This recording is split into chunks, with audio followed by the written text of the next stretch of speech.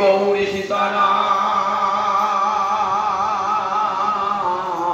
প্রেমানন্দে একবারে হরি হরি বলো। গীতাই গৌরী সীতানাথ প্রেমানন্দে একবারে হরি হরি বলো। গীতাই গৌরী সীতানাথ প্রেমানন্দে একবার হরি হরি বলো। সমবেত ভক্তবৃন্দের চরণে আমার কোটি কোটি দণ্ডবত প্রণিপাত। বহসি বপুষি বিশদে বসনং জলদাভং হলহতি ভীতি মিলিত যমুনাভং কেশবধৃত হলধর রূপ জয় জগদীশ। কে হলধর? বলরাম। কেশবধৃত হলধর। ভগবান শ্রীহরির একটি অবতার বলরাম অবতার। কেশব হলেন অবতারী। তাইলে 10টি অবতারের কোথাও কৃষ্ণের নাম নাই। শেষে বলা আছে কেশবধৃত 10টি। কৃষ্ণ তো অবতার নন, অবতারী অর্থাৎ সমস্ত অবতারের উৎস ভূমি। যত যত অবতার সমস্ত অবতারের আবির্ভাব কৃষ্ণ হতে। তাই কেশবই কৃষ্ণই ধারণ করেছিলেন এই বলরাম রূপ। আজ শ্রাবণ মাসের পূর্ণিমা তিথি। এই শ্রাবণী পূর্ণিমায় কার জন্ম? বলরামের জন্ম। কৃষ্ণের চেয়ে 8 দিনের বড়। জয়দেব স্তুতি করছেন। বহসি বপুষি, বহসি মানে বহন করছে, বপুষি মানে দেহেতে, বিশদে তোমার সুন্দর শুভ্র দেহ। বলরাম দেখতে কেমন? গৌরবর্ণ, কৃষ্ণ কৃষ্ণবর্ণ, আর বলরাম একবার ধব দেবে শিবের মতন সাদা। বহসি বপুষি বিশদে বসনমে জলদাভং। পরনে কি বসন? জলদাভং। জলদানে মেঘে যেমন নীলবর্ণ, সেই নীলবর্ণের বসন বলরামের। সাদা ধবধবে বলরাম, অঙ্গের নীল বসন। মনে মনে একবার চিন্তা করুন। বহসি বপুষি বিশদে বসনং জলদাভং হলহতি ভীতি মিলিত যমুনাভং। হলহতি মানে লাঙল। লাঙলের ভয়ে যমুনাকে, যমুনায় স্নান করতে যাবে কি? যমুনা বলে তুমি আমার কাছে এসো, আমি তোমার কাছে স্নান করতে যাবো না। লাঙলের আকর্ষণে যমুনাকে নিয়েছে নিজের কাছে। যমুনা ভয়ে ভীত হয়ে নীলবর্ণ ধারণ করেছেন। যমুনার জলের রং কেমন? নীলবর্ণ। গঙ্গার জল সাদা আর যমুনার জল নীল। হলহতি ভীতি মিলিত যমুনা কেশবধৃত হলধর রূপ জয় জগদীশ। আর সেই কেশব হলধর, যিনি কেশব যে হলধর মূর্তি ধারণ করেছিলেন, সেই গোবিন্দকে প্রণাম জানান। সুখদেব যখন বলদেবের জন্ম বৃত্তান্ত বর্ণনা করছেন, বর্ণনা করে কি বললেন? অগ্রজ ভবিতা দেব হরে প্রিয় চিকিৎসয়া। অগ্রজ ভবিতা অর্থাৎ আগে জন্মালেন কে না? বলরাম। অনন্তদেবের অবতার বলরাম শঙ্কর্ষণ আগে জন্মালেন। কেন আগে জন্মালেন? কেন? অন্তরে একটা খেদ ছিল। এই খেদটা রাম অবতার থেকে। রামচন্দ্রের ছোট ভাইয়ের জন্মেছে তো লক্ষ্মণে দেখেছিলেন দাদার বনবাসে কত কষ্ট। দাদাকে খেতে বললে খায় নাই, শুতে বললে শোয়ে নাই। এগুলো সব নিজের চোখে দেখেছেন তো। ভাবছেন আমি যদি বড় হতাম তাহলে ধমক মেরে ভস্না করে আমার ভাইকে খাওয়াতাম। বড় জন্মে যদি আবার আসি আমি যেন জ্যেষ্ঠ ভ্রাতা হয়ে আসি।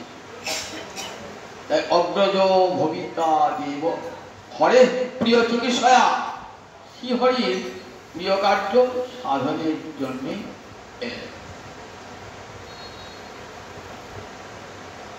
বৈষ্ণব ধাম অর্থাৎ বৈষ্ণব তেলযুক্ত জম অনন্ত যাকে বলা হয় অনন্ত দেব।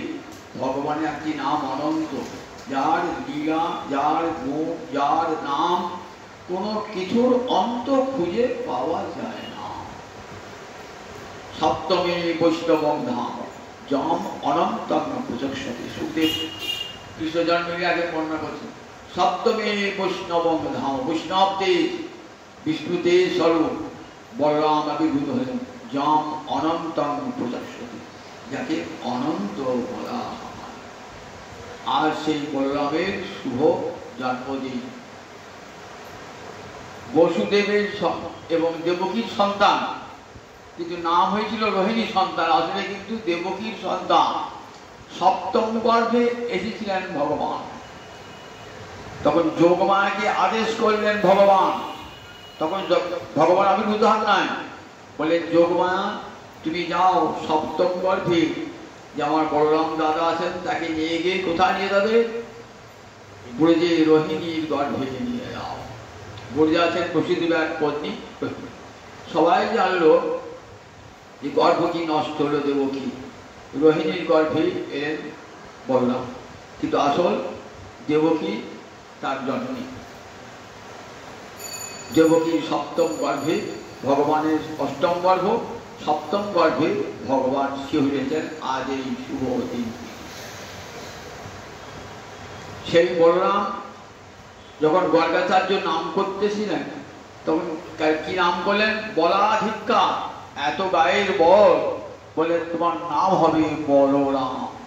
রাম মানে তুমি সকলকে আনন্দ করবে, তাই তোমার নাম রাম। আর গায়ে অধিক বল, তাই তোমার নাম বলরাম, বলভদ্রের নাম। কৃষ্ণের অগ্নিদের নাম বলরাম। কিরকম প্রচন্ড বিক্রম দেখুন। কুরুক্ষেত্র যুদ্ধের পূর্বেতে বলছেন আমি যুদ্ধ দেখব না। কেন? এই যুদ্ধে নিজ শিষ্যের পরাজয় হবে। কে শিষ্য? দুর্যোধন তার শিষ্য। নিজের চোখের সামনে নিজ শিষ্যের পতনকে দেখতে চান? কেউ চায় না। দেখব না। চলে গেলেন তীর্থে তীর্থে ঘুরছেন, ঘুরতে ঘুরতে ঘুরতে কোথায় এলেন?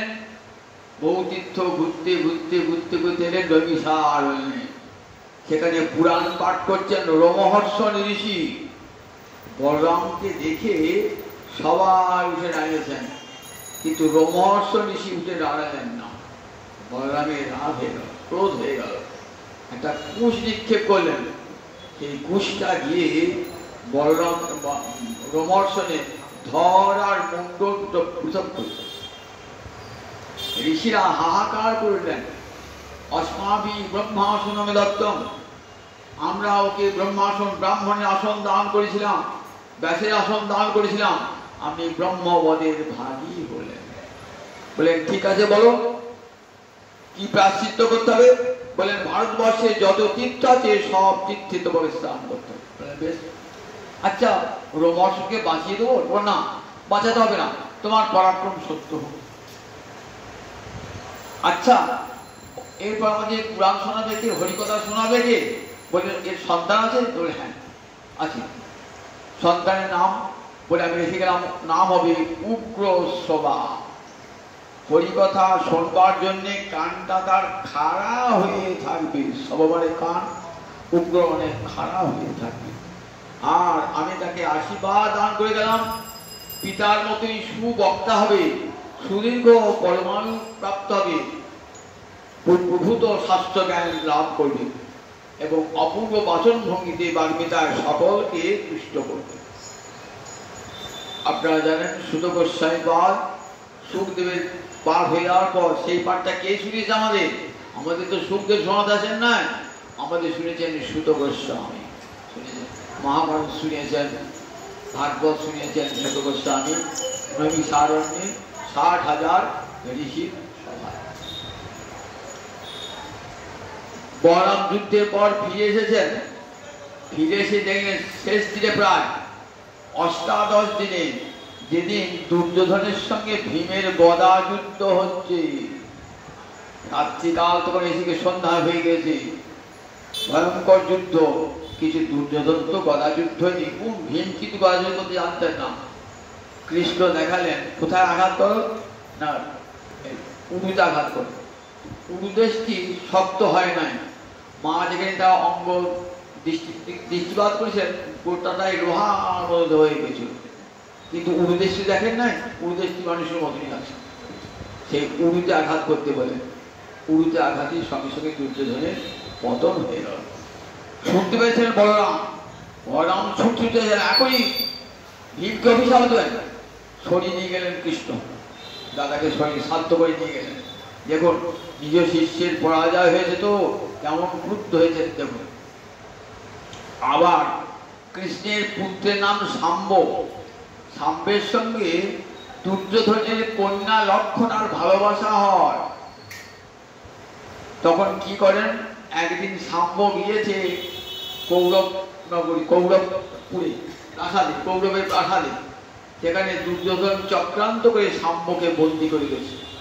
শুনলেন যে আমার ভ্রাতুষ্পুত্রকে বন্দি করে রেখেছে, বলে এত শক্তি, বলরাম একাই গেলেন, এসো আমার একাই আমার সঙ্গে যুদ্ধ করো দেখি। দুর্যোধন এমন করে বললেন, দেখো তোমাদের কৌরবপুরী প্রাসাদ ধ্বংস করে দেবো। সত্যি লাঙল নিয়ে গেছেন তো, লাঙলের আঘাতে প্রাসাদ আধখানা ভেঙে পড়ল। তখন দুর্যোধন সে ক্ষমা চাইলেন, শাম্বের সঙ্গে লক্ষণার বিবাহ হয়ে গেল। এমনি করে পরাক্রম দেখিয়েছেন বলরাম। আবার যখন যাদবগণের মধ্যে দেখা যায় অনাচার, তখন চেয়েছিলেন যাতে যাদবগণের অনাচার দূর হয়, যারা যাদবগণ যাতে অনাচার থেকে মুক্ত হয়, কিন্তু যে অনাচার থেকে মুক্ত হন নাই, তখন বরং আক্ষেপে এই লীলা ব্রজলীলা শেষ করলেন। গোপাল প্রভাসে গিয়ে সমুদ্রের তীরে নিজ যোগ সাধন ধারণায় নিজের দেহটা এই লীলা প্রকট করলেন। যখন সুভদ্রাকে হরণ করে অর্জুন, তখন তিনি ক্রুদ্ধ হয়েছেন, তিনি চান নাই যে সুভদ্রার সঙ্গে অর্জুন বিবাহ, কিন্তু কৃষ্ণ বুঝিয়ে সুঝিয়ে শান্ত করেছিলেন। সেই বলরামের আজ জন্মদিন, আর সেই শুভ জন্মদিনে বলরামের চরণে প্রণাম জানাই, কে সবধিত হরধর রূপ জয় জগদীশ হরে। আর সেই বলরামের কৃপায় রাধা মাধবের ঝুলন লীলার কিঞ্চিৎ শোনাব। শ্রাবণ মাসের শুক্লপক্ষের তৃতীয়া থেকে পূর্ণিমা পর্যন্ত এই 13টি দিন বৃন্দাবনে ঝুলন পূর্ণিমা। ঝুলনকে বলে হিন্দোল লীলা, অর্থাৎ ফুলের দ্বারা তৈরি দোলনা, সেখানে দোলনায় বসিয়ে রাধা গোবিন্দকে দোলানো হয়।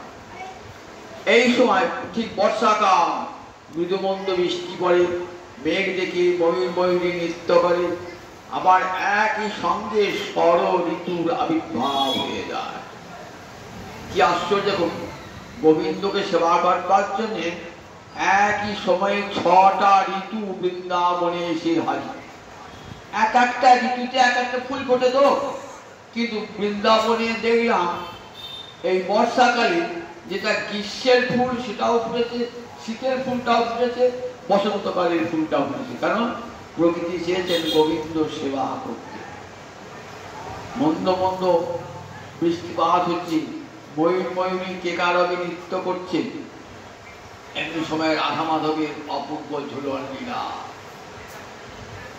রাধা এখন কোথায় আছেন? রাধা আছেন বর্ষানা। কবে গিয়েছেন বলেন দেখি? রথের দিন গিয়েছেন বাপের বাড়ি। কবে আসবে? আবার বিজয়া দশমী ছেড়ে দ্বাদশীর দিন আসবেন। এখন বর্ষানা থেকে যাতায়াত করছে। প্রতিদিন বর্ষানা থাকিতে হবে, প্রতিদিন আসছেন কোথায়? নন্দীশ্বর পর্বতে, নন্দগ্রাম, যেখানে গোবিন্দের জন্য নন্দাল আসতেন গোবিন্দের রন্ধন করবার জন্য। বর দিয়েছিলেন, কে বর দিয়ে? দুর্বাসা ঋষি, যে তোমার হাতের অন্ন হবে অমৃত, যে ভোজন করবে সে দীর্ঘ পরমায়ু এবং বর শক্তি লাভ করবে। রাধারানী মহাপ্রসাদ গোবিন্দের জন্য রন্ধন করেন, কে? মহাপ্রসাদের শক্তি হয় কেন? রাধারানী রন্ধন করেন বলতে আর এত শক্তি অমৃতময় হয়ে প্রসাদ। স্নান টান করে, সকাল প্রাতকালে স্নান করে রাধারানী বসে থাকেন, জল গ্রহণ করেন না। কেন? ততক্ষণে গোবিন্দের প্রসাদটা আসবে। গোবিন্দের প্রসাদ ছাড়া তো খাবেন না। হিরণ্যাঙ্গী সখী প্রসাদ নিয়ে আসেন, গোবিন্দকে ভোজন করিয়ে তার অধরামৃত নিয়ে এসে রাধাকে দেন। সঙ্গে আসেন কুন্দলতা। কুন্দলতা কে? কুন্দলতা হলেন শ্রীকৃষ্ণের বৌদি, উপানন্দের ছেলে সুভদ্র, সেই সুভদ্রের স্ত্রী হলেন কুন্দলতা। এই কুন্দলতার কাজ ছিল রাধা গোবিন্দকে যুগলে মিলন করে দেওয়া। কত কৌশল করে নিয়ে যেতেন বর্ষানা থেকে আবার যাবটে জটিলার গৃহ হতে, কত কৌশল করে নিয়ে যেতেন কুন্দলতা। সেই কুন্দলতা আসছেন, রাধারানী অপেক্ষা করছেন কখন আসবে কুন্দলতা। মনটা তো পড়ে আছে, কোথায় মনটা পড়ে আছে? কৃষ্ণের জন্য রন্ধন করবেন, তাই নন্দালয়ে যাবেন। কিন্তু শ্বশুর শাশুড়ি আবার বাড়ি থেকে মায়ের অনুমতি নিতে হবে তো, যাবেন কি করে? মধু ঘর ছেড়ে যাবেন কি করে? অনুমতি ছাড়া তো যেতে পারেন না। যখন যাবটে থাকেন তখন জটিলাকে মা যশোদা বলেছিলেন, তোর পুত্রবধূকে রান্না করবার জন্য পাঠিয়ে দিবি। যোগমাদেব বলেছেন, দেখো মা যশোদার আজ্ঞা যদি লঙ্ঘন করো তা তোমার পরম ক্ষতি হবে। সেই থেকে জটিলা যতই হোক মা যশোদার আদেশ কি মানতেন। যখন নিতে আসতেন না তখন কুন্দলতা নিতে আসতেন, সঙ্গে সঙ্গে বাড়ি বৌমাকে পাঠিয়েছেন। শুধু বলতেন, দেখুন আমার বৌমাকে যেন চুকে চুকে রেখো, বুঝেছ, চুকে চুকে রেখো। কারণ কুন্দলতা তোমার দেহটি ভালো নয়, সবার দিকে নজর। তুমি বলে কোনো চিন্তা নাই, কোনো চিন্তা নাই, আমি আর ছায়া বাড়াতে দেবো না আমার দেবরে। বর্ষানায় গিয়ে সেখানেও রাধারানী জননী কীর্তিরা সবসময় চিন্তা থাকে। আবার মুখরা, রাধারানীর দিদিমা মুখরা, সে আবার নাতনি সম্বন্ধে সব সময় চোখে চোখে রেখেছে। কোথায় নাতনি যাচ্ছে, কার সঙ্গে গল্প করছে, সব খবর রাখে চোখে চোখে। তা সেখানে গিয়ে বলেছেন, মা আপনার নাতনিকে আবার ছেড়ে দেন। মা যশোদা বলেছেন, নিয়ে তো যাচ্ছিস বটে, কিন্তু সাবধানে রাখবি। কিন্তু শুনেছি নন্দে যাচ্ছিস, সন্তান যে বড় চঞ্চল সন্তান, বুঝেছ, তার চোখের সামনে যেতে দিও না আমাদের রাধারানীকে। না না, কোনো চিন্তা নেই, যেতেই দেবো না। রাধারানীও বাইরে একটু যেন না যাবার ভাব এটা গেছে। দেখো কুন্দলতা, তুই বলছিস বারবার প্রতিদিন যেতে, আমাকে যাওয়া ঠিক হয়? ঘরের বউ পরের বাড়ি যাবেন করে যাওয়া ঠিক হয় প্রতিদিন? আর দিয়ে নিয়ে গেলাম, এটা কিন্তু রাধারানী অন্তরের কথা নয়, বাইরে শুনিয়ে শুনিয়ে মাকে শাশুড়িকে শুনিয়ে শুনিয়ে বলছে। বারবার আমার বউ কত ভালোবাসে। এইবার যাচ্ছেন, রাধারানী অন্তরে উৎফুল্ল। কে যাবেন?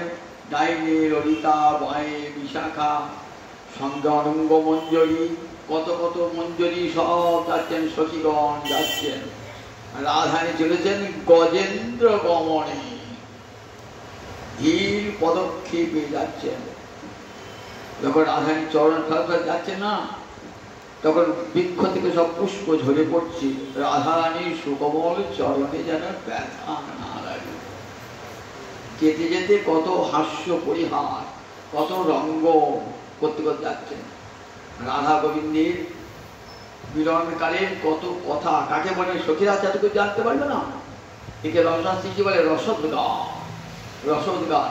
রূপ লাগি আঁখি ঝরে, গুণে মনোভোর, প্রতি অঙ্গ লাগি কাঁদে, প্রতি অঙ্গ মন, ইয়ার পরশ লাগি ইয়া মোর কাঁদে, পরাণ পিরিতি মোর স্থির নাহি বাঁধে। রসদগানের পর রসের উদ্গার উদ্গমে ঢেকা, আর তার ভালো জিনিস খেয়েছেন তো, ঢেকা হচ্ছে ঢেকার গন্ধ থাকে তো। তাহলে গত রজনীতে মিলনে কেমন আনন্দ হয়েছে সেটি সখীগণের কাছে বর্ণনা করছে। সেটির নাম রসদগান। সব সখীরা সূত্র যাচ্ছেন, কত কথা হাসতে হাসতে যাচ্ছেন, কত কথা বলতে বলতে যাচ্ছেন। যেতে যেতে কোথায় নন্দালয়ের কাছাকাছি এসে পড়েছেন। নন্দালয়ের দরজা আলোকিত করে আমার গোবিন্দ দাঁড়িয়ে আছেন, অপূর্ব রূপে দাঁড়িয়ে আছেন।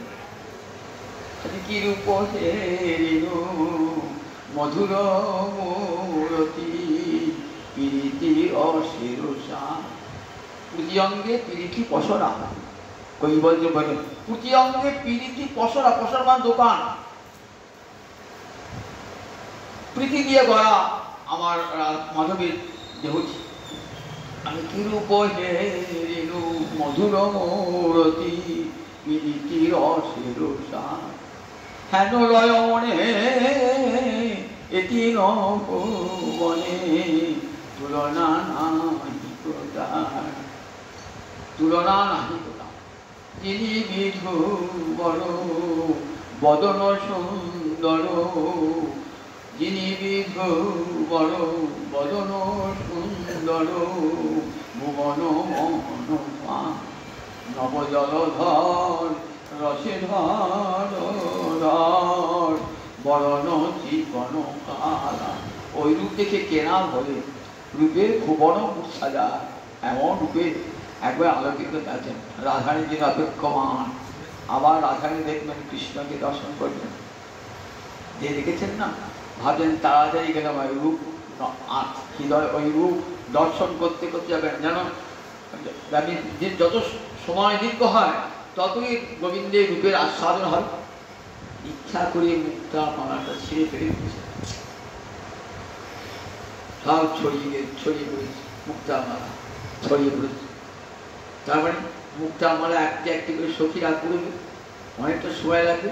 ততক্ষণ কৃষ্ণ বদন চমক দেখবেন, কটাক্ষে পড়বে, নয়নটি বাঁকিয়ে দেখবেন, নয়নটি বাঁকিয়ে বাঁকিয়ে গোবিন্দ বদন দর্শন করবে।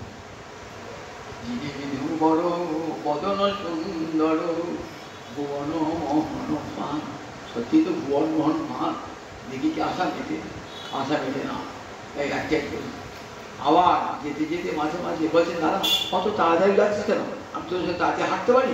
দেখছি না পথে কত কাপড়, ওই পথে কাপড় কত সব খুঁজছি দিয়েছে, দেখছি না? বলছে কাপড় পথে নাই, ওই কালো কাপড় তোর হৃদয়ে আছে।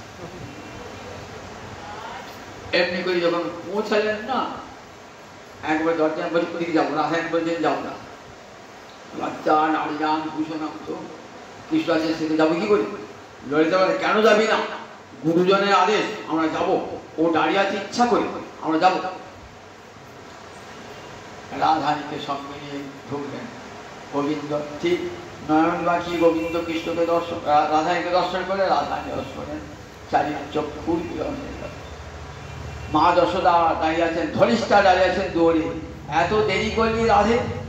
বললে আমি কি নিজে ইচ্ছা করলি আসতে পারি? জানি নারী জাতি পরাধীনা, কেউ অনুমতি না দিলে আমি আবার তাতে বউ না, কেউ না বললে আসতে পারি। যশোদাকে প্রণাম করলেন। যশোদা কোলে জড়িয়ে ধরে বারবার চুম্বন করছেন মস্তকে। বললেন দেখ আমার লালাও যা, লালিও তুই তাই, এক রাজো দেখ আমি আর তোকে পেটেই ধরেছি, তুই আসবি, প্রতিদিন আসবি বলে কত সহস্র চুম্বন। জল খেতে দিলেন, কিন্তু জল খাবেন না যতক্ষণ পর্যন্ত গোবিন্দের অধাকৃত না আসবে। মঞ্জরি মঞ্জরি দিয়ে এলেন, অধাকৃত মিশিয়ে দিলেন রাধানী। রাধানী জল খাওয়া হলো। এইবার রান্নার উপযুক্ত বসন করিয়ে দিয়েছেন, রন্ধনের উপযুক্ত বসন করিয়েছেন। রন্ধনে দিয়ে মা রোহিণী রয়েছেন রন্ধনশালায়। যশোদা মা রোহিণীকে রোহিণী এবার রাধানীকে ভাত দিয়ে দিই, বলে আয় মা আয়, আমি তোকে একটা সাহায্য করে দিলাম, এইবার তুই রান, আমি দেখিয়ে দেবো। রাধানী বলেছেন শুক্র বসন করে রন্ধন করছেন। সখীরা মঞ্জুরিরা সব রাধানীকে সাহায্য করছেন। মা রোহিণী যশোদা বলছেন দেখ এই অমৃত কেলি, কর্পূর কেলি, পানো, এই শরবত তৈরি কর, এই জিলাপি তৈরি কর, এই ছানা তৈরি কর, এই ক্ষীর শাক তৈরি কর, এসব কত কত খাবার, ক্ষীর ননি ছানা মাঠা তৈরি কর, লুচি পুরি তৈরি কর, সব এক একে দেখিয়ে দিয়েছে। রাধানী মনের সুখে প্রাণনাথ খাবে বলে পরমানন্দে রন্ধন করছে রাধানী। আর রন্ধনশালাটির নাম রসবতী। ঠিক আছে, রন্ধনশালা সার্থক হলো, রসবতী রাধারানীকে রন্ধন করছেন, তো মাঝে মাঝে ঘেমে উঠছে, সখীরা ভিজে গামছা নিয়ে মুখ পুষিয়ে দিচ্ছেন। তখন রাধারানীর কি অপূর্ব মূর্তি, গোবিন্দের জন্য পরিশ্রম, কিন্তু সেই পরিশ্রমে এত আনন্দ, মুখ দিয়ে যেন সে আনন্দ পেয়ে আসে। মাঝে মাঝে গোবিন্দ এসে দেখছেন জানলা দিয়ে, রাধারানী নয়ন ইঙ্গিতে বলছেন, দেখো ঘরে আছেন ছোট মা, তুমি যাবে না, দেখাইতে হবে না, ঠিক সময় দেখা হবে। এমনি করে রন্ধন হয়ে গেল। রন্ধন হওয়ার পর এবার ভোজনে পরিবেশন করবে মা দশরথী পরিবেশন করছে। রাধারানী ঘর থেকে মিষ্টি এনেছেন, সেগুলি সব সমস্ত সখারা বসেছে, মধুমঙ্গল ইচ্ছা মতো খাচ্ছে, পেট ভরে খাচ্ছে, কিছু যা খেতে পাচ্ছে না মধুমঙ্গল দিয়ে দিচ্ছে। এমনি করে ভোজন লীলাজি সাঙ্গ হয়ে গেল। কিছুক্ষণ বিশ্রামের পর নন্দীশ্বরে একটি গুপ্তকুণ্ড আছে, সেই গুপ্তকুণ্ডের তীরে একটা উপবন আছে, সেখানে রাধা মাধবের যোগপীঠ, রাধা গোবিন্দের যুগল মিলন হয় সখীরা করিয়া। খিড়কের দরজা দিয়ে রাধারানী আসেন, সেখানে রাধা গোবিন্দের কিঞ্চিত যোগপীঠে সখীরা মিলন করিয়ে দেন। এরপর গোবিন্দ চলে যান গোচারণে, রাধারানী চলে গেলেন কোথায়? বর্ষানায় চলে যাবে। বর্ষানা থেকে নন্দালায় কতটা দূর বলুন দেখি, কতবার যাওয়া, কতবার আসা, কেন হয়, কি করে হয়? ধাম সেবা করছে গোবিন্দকে, প্রয়োজনে ধাম অনেকটা দূর হয়ে যায়, আবার প্রয়োজনে ধাম ছোট হয়ে যায় সেবা করতে আছে। ধাম তো কৃষ্ণ শক্তি, সচ্চিদানন্দ ভগবানের সদর সন্ধিনী শক্তি, শক্তি তো শক্তি মানে সেবা করে, তাই সেবা তো ধাম সেবা করছে। এইবারে এসে কি করলেন? এইবার এসে সূর্য পূজার জন্য মিষ্টি তৈরি করে দেন। সূর্য পূজার জন্য মিষ্টি তৈরি করে সখীগণের সঙ্গে আবার রাধারানী চলছে। কোথায়? এবার যাবেন কদম্বখণ্ডীর তীরে। বর্ষানার নৈরিত কোণে কদম্বখণ্ডী আছে, সেই কদম্বখণ্ডীতে রাধা মাধবের চলে হয়। আর বহু জায়গাতে হয়, রাধাকুণ্ডের তীরে হয়, বর্ষা হর্ষ বনে হয়, যমুনার কূলে হয়, সর্বত্র হয়। কিন্তু এইখানে বিশ্বভানু রাজা বর্ষানার নৈরিত কোণে কদম্বখণ্ডীর মনেতে কি করেছেন? বিশ্বভানু রাজা চারদিকে আটটা থাম, মণিময় স্তম্ভ, যেসব নয়, লোহার থাম নয়, সিমেন্টের থাম নয়, একবার মণিময় স্তম্ভ করেছেন। মাঝে দুটি থামেতে একবার স্বর্ণময় হিন্দোলা, কেমন? ঠিক পদ্ম ফুলের মতন, মাঝখানে কিঞ্জলক, চারিপাশে আটটা পাবড়ি, মাঝে রাধা গোবিন্দ বসবেন, আর চারিপাশে আর অষ্টপাবড়িতে অষ্টসখী বসবেন।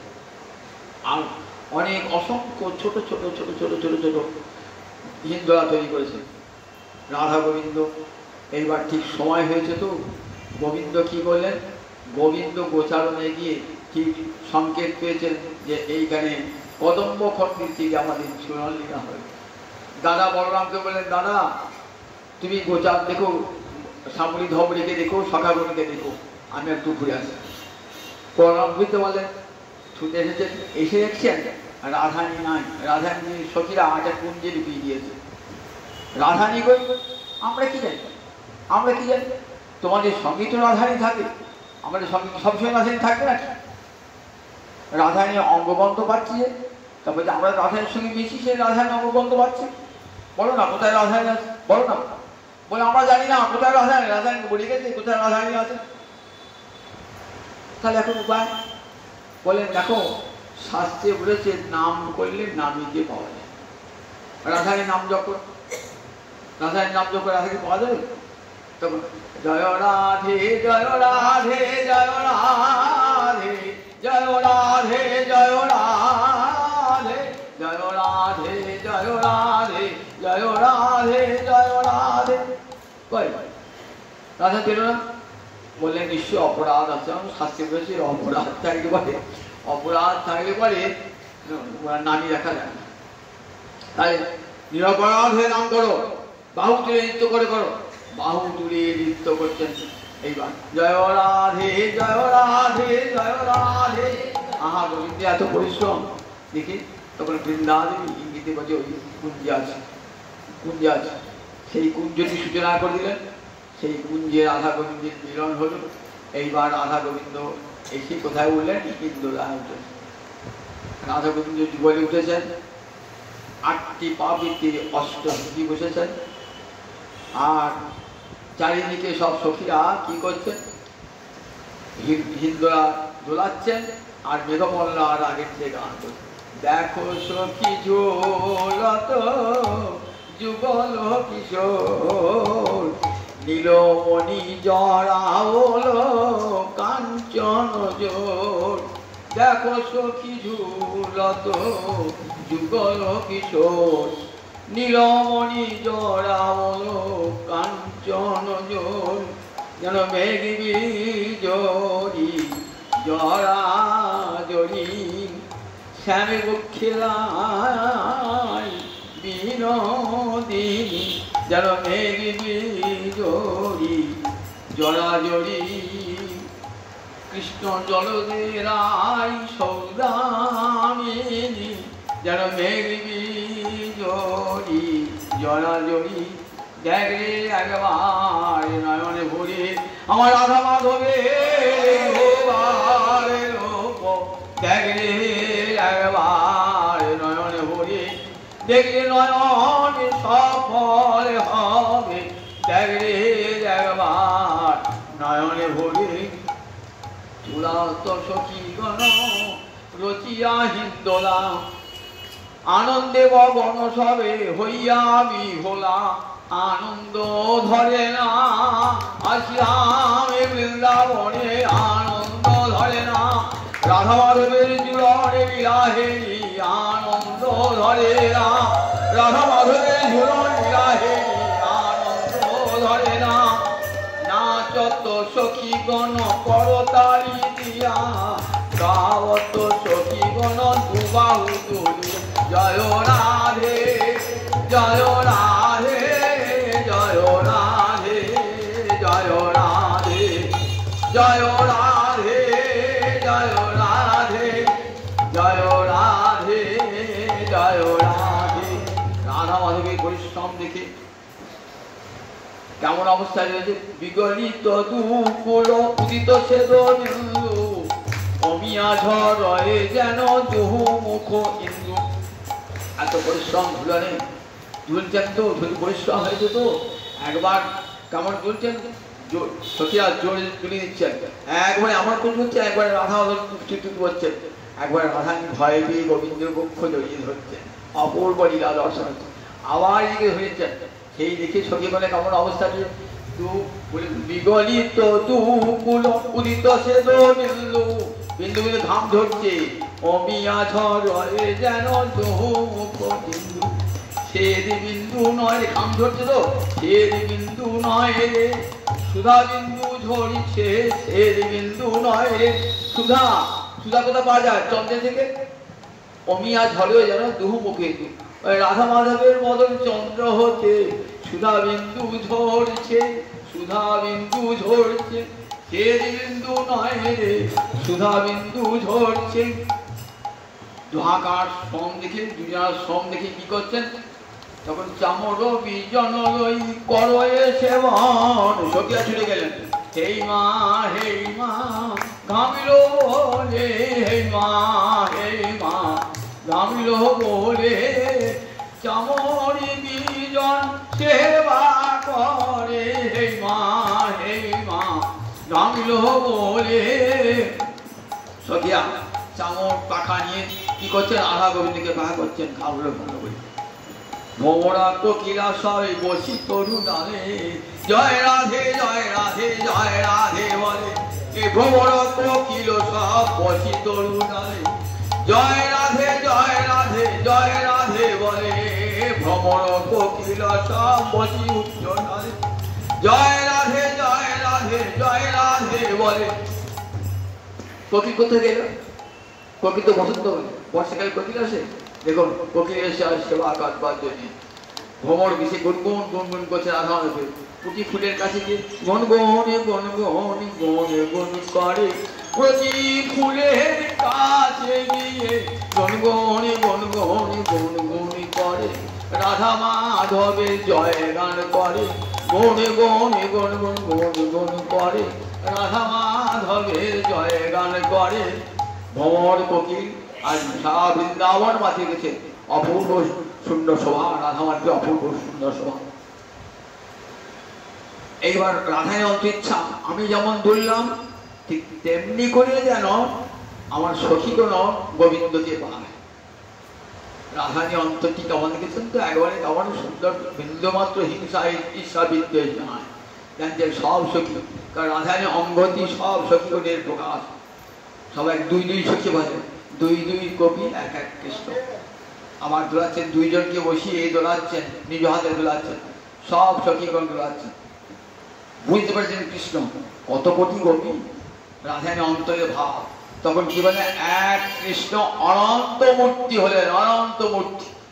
কোটি কোটি দোলনা দুলছে, রাধা যেমন অনন্ত মূর্তি হলেন, কোটি কোটি কৃষ্ণমূর্তি ধারণ করলেন, কোটি কোটি কৃষ্ণমূর্তি ধারণ করে প্রত্যেক গোপীকে এক একটি দোলায় নিয়ে উঠে নেন। আর সখীরা মঞ্জিরা বেগমল্লার আগে দিকে গান হচ্ছে আর দুলছেন পরমানন্দ। এমনি করে তখন ধুলোমানিরা শিশু হয়ে শান্ত বৃন্দা দেবী ভোজন করেন। এইবার বৃন্দা দেবী ভোজন করেছেন, এইবার ঠিক মুখরা চলে এসেছে। আরে এখনো পর্যন্ত সময় কত বেলা হয়ে দেখেছি, সূর্য পূজা হলো, মধ্যাহ্ন সূর্য মধ্যাহ্ন গগনে সূর্য পূজাটা করবে কে, তোরা কি করছিস এতক্ষণ ধরে? শোনো মা, আমরা পুরীর খোঁজাখুঁজি করছি, পুরীত পাচ্ছি না। কেন পুরীত পাচ্ছি না মা? তোমার কটকটি কথা শুনে না কেউ পুরীতে আসতে চাইছে, বলতে তোমার শুনে কেউ আসতে চাইছে না, জানো তো? ও মধুমঙ্গ সফরে যেও না, ও বুড়িটা খুব কটকটি কথা বলে, যেও না। বল না বেশি পয়সা দেবো, তাহলে ঠিক আসবো, যত ঠিক লোক আসবো, বলতো বেশি পয়সা দেবো, হ্যাঁ ভালো ভালো খেতে দেবো বলবি। ওই মা দেখি একবার পাওয়া যায় কিনা। এইবার সখীরা কৃষ্ণকে সাজিয়েছেন, পুরীর সাজিয়ে দিয়েছেন। মথুরার ব্রাহ্মণ, বিশ্ব সর্বনামের ব্রাহ্মণ, মাথায় পাগড়ি বাঁধা ব্রাহ্মণ, একবারে গলায় ভুড়ি চলছে। বলে মা বহু কষ্টে ধরে দেখো মা, সম্মান লিখো, বহু কষ্টে বিশ্ব সর্ব ব্রাহ্মণকে নিয়ে এসে। ব্রাহ্মণ পুরীতকে বরণ করতে হবে তো, পুরীতকে বরণ করবে। আচ্ছা মা বরণ করবে, এটি তোমার কি? রাধাকে দেখি বলছে, বলছি আমার পুত্রবধূ, কি নাম? রাধা। ও রাধা বড় পবিত্র নাম গো, এ নাম শুনলেই জগৎ পবিত্র হয়ে যায়, রাধারই নাম।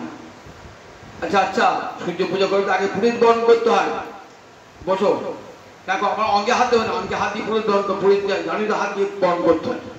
আমি তো ব্রহ্মচারী, আমার অঙ্গে হাত দিও না, ওই কুশ দিয়ে ঠিকিয়ে করো। জগন মঙ্গল মঙ্গলকৃত গোত্রং সুচিবিদ প্রবরং সুচি ভবন্তং বিশ্ব সম্মানং পুরোহিত দয়াবিধি।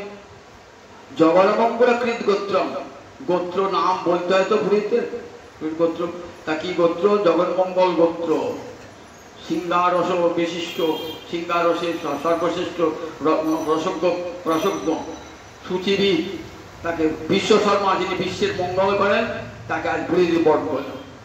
আবার একটা অর্থ হলো কে তাকে বরণ করলাম? ওই বিশ্ব শর্মা কৃষ্ণ, যিনি বিশ্বের মঙ্গল, যার নাম করলে বিশ্বের মঙ্গল হয়। আর জগতের মঙ্গলে যার একমাত্র কর্ম, ওইটি যার গোত্র, সুচিবিদ যার প্রবর, সেই বিশ্ব শর্মাকে আমি পুরীতে বরণ করলাম। বলো মন্ত্র বলো, নম শ্রী ভাস্বতী, নম শ্রী ভাস্বতী অতনুতম সংহর্তে ইত্যাদি রাগিনে পুরত তস্মৈ পদ্মিনী বন্ধবী নমঃ। দাও সূর্যকে, দাও সূর্যকে পুষ্প দাও। কেমন কি বলছেন দেখুন, বলছেন অতনুতম সংহর্তে, অতনু অন্ধকার, তম ঘোর অন্ধকার, অতনুত মানে ঘোর অন্ধকার দূর করে দেন, সূর্যদেব ঘোর অন্ধকার দূর করে দেন। পদ্মিনীর বান্ধব, সূর্য হৃদয় পদ্মিনী বিকশিত হয়, সেই সূর্যদেবকে প্রণাম জানান। আবার কি মানে হল একদিকে অতনু মানে কামদেব মদনকে যিনি ধ্বংস করেছেন, সেই কৃষ্ণকে যিনি গোপীগণ পদ্মিনী তাদের যিনি বন্ধু, সেই গোবিন্দকে আমি প্রণাম জানাই। এইবার পূজা টুজা সব হয়ে গেল তো, সূর্য পূজা হয়ে গেল।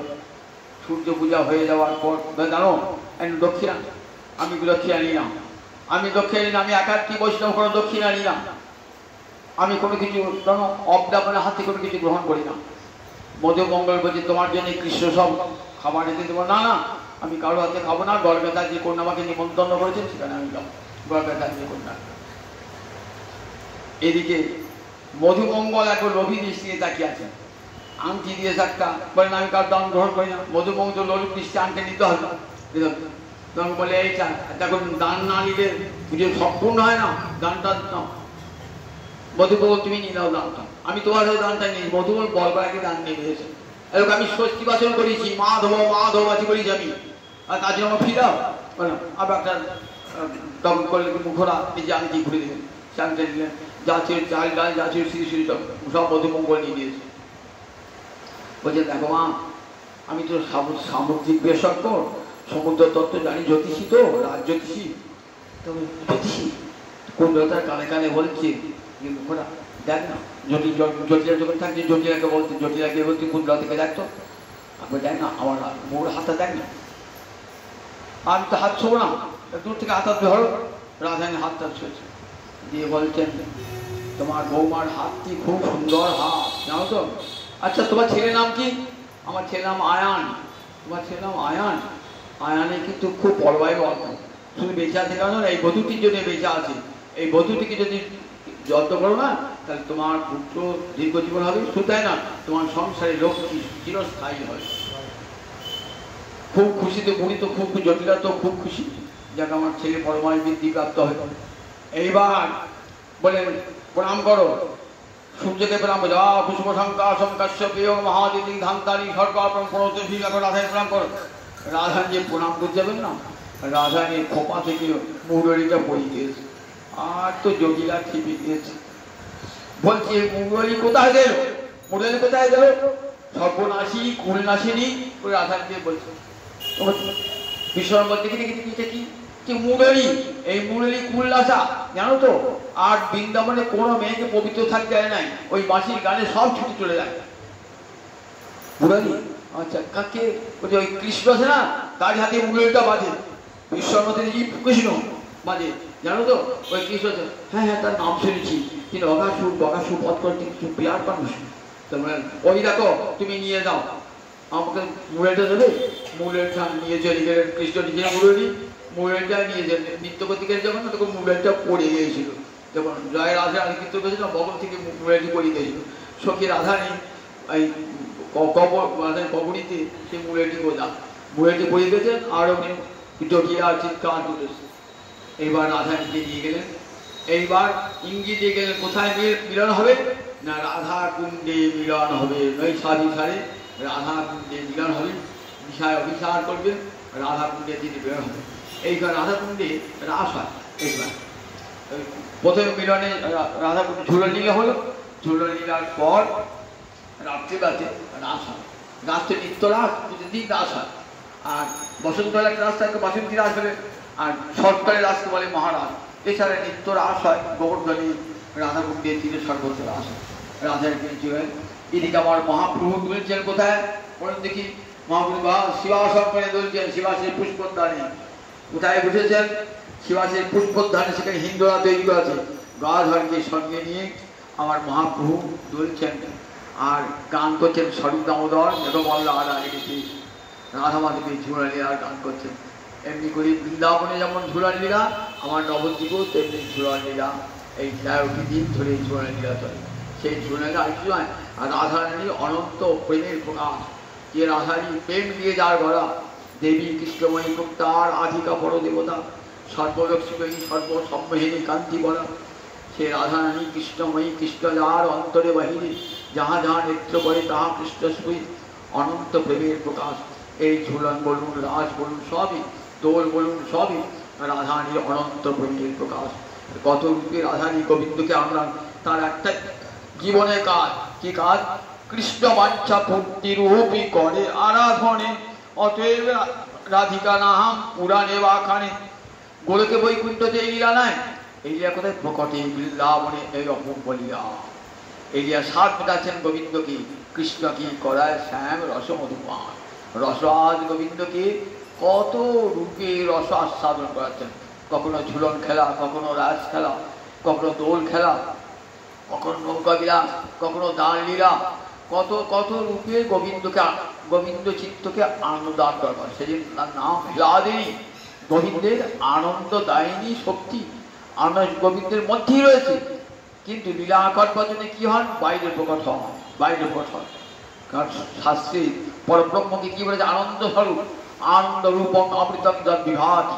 সুখী বেদ কথা বলছেন, জানো স্বয়ং পরব্রহ্ম আনন্দ স্বরূপ, আনন্দ তার মধ্যেই রয়েছে অমূর্ত রূপে। কিন্তু যখন লীলায় প্রকট হন তখন আনন্দিনী শক্তি পৃথক থাকেন। কি জন্যে? না লীলারস আস্বাদন করবার জন্য। তাই রাধা কৃষ্ণ এক আত্মা, দুই দেহ ধরি অন্যান্য বিরস রস আস্বাদন করি। রাধা মাধবী রস আস্বাদন জয় জয় জয় জয় জয়।